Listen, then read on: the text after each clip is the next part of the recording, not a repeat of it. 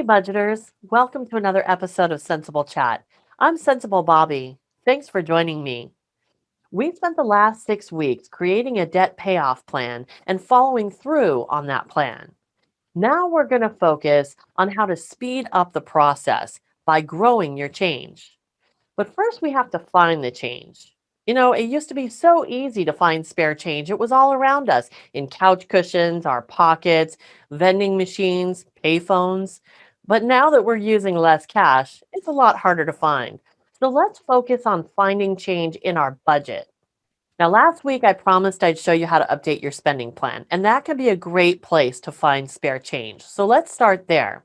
We're going to be looking at your spending plan and your budget on YNAB. So if you're listening to the podcast, jump on my YouTube channel right now so you can see exactly what we're doing.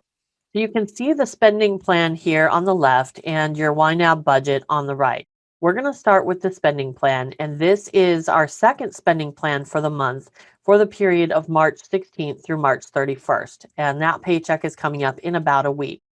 So what we want to do is go line by line and just make sure that we still have all of the money for the expenses and bills that we're going to need to spend during those 2 weeks. So let's start with rent, which is $1,000. And unless we've had a rent increase, that's going to remain the same. So we'll move on to the second one, which is your credit card. And this particular debt is a minimum payment because this is not the debt that we are focused on right now. So that remains at $75. The next one is Netflix. And this one can go up sometimes. Right now we have it at $20. If it has gone above that, then we need to change that. If it's still below that, let's leave it the same because we always want to budget high. For now, we're going to leave it the same. The next line is groceries, and we are planning on budgeting $200 for the next 2 weeks. That means we need $100 per week for groceries. Let's take a look at our budget and see how much we currently have for groceries. So looking at our YNAB budget in the grocery line, we have $116.69. That's a bit more than we need for the next week until we get paid again. So we could take the money from the budget and move it, but instead let's leave it there and plan to budget less when we get paid. So here we're going to change $200. We're going to subtract that $16.69 from our total $200 that we would usually budget. So 200 minus 1669, we come up with $183.31. So we're going to change this line in our spending plan to $183.31. Now we can see that our total expenses are less than the $1,400 of our paycheck. So that gives us spare change that we can put toward our debt. But before we put it anywhere, let's see if we have anywhere else on our spending plan that we can find some spare change. Gasoline is the next one, and we have $100 there planned for the next 2 weeks. That means that we are spending $50 per week on gasoline. Now let's look at our budget and see how much we currently have. We have $50 in that budget, and that is what we need for the next week. So we're not going to mess with that. We need to keep that there. The last line on our spending plan is save for personal loan.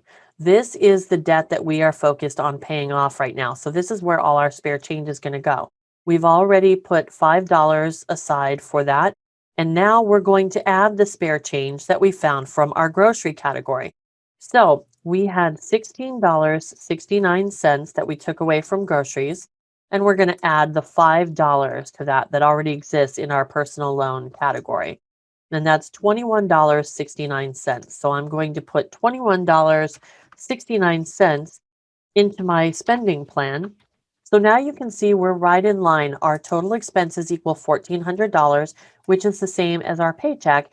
And we managed to find some change for our personal loan. That's great news. Now let's move over to our budget and see if we can find more spare change to add to that payment. Let's go ahead and establish a budget line for this and call it spare change so that everything we find we can put into that category and we'll be able to see how much total we came up with. Now let's go through our budget line by line and see where else we can find spare change. Starting with rent mortgage, there's nothing available in that category, so we move on to electricity. Now, electricity is one of the bills that was due earlier in the month and it's already been paid. Let's go and look at our first spending plan for the month to see what else we put aside money for during that paycheck. You can see that there are a lot of bills here that we put money aside for on the first of the month. And we went ahead and paid those bills early, even the ones that were due on the 20th and 27th. Even though we haven't hit that date yet, it's just easier if we pay all of the bills at the beginning of the month when we have the money from our spending plan. So, looking back, you're going to see on the budget, you're going to see a bunch of the bills have already been paid. Starting with electricity, we budgeted $150 for that and we spent $135. That left us with $15. So that is spare change. We can go ahead and move that money into our spare change category.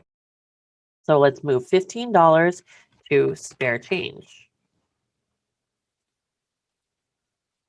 Okay, now the next one is groceries, which we already discussed. Yes, we have a little more than we need for the next week in here, but we reduce the amount that we're going to put in from our spending plan for the next 2 weeks. So that's going to balance out, and we need to leave that alone.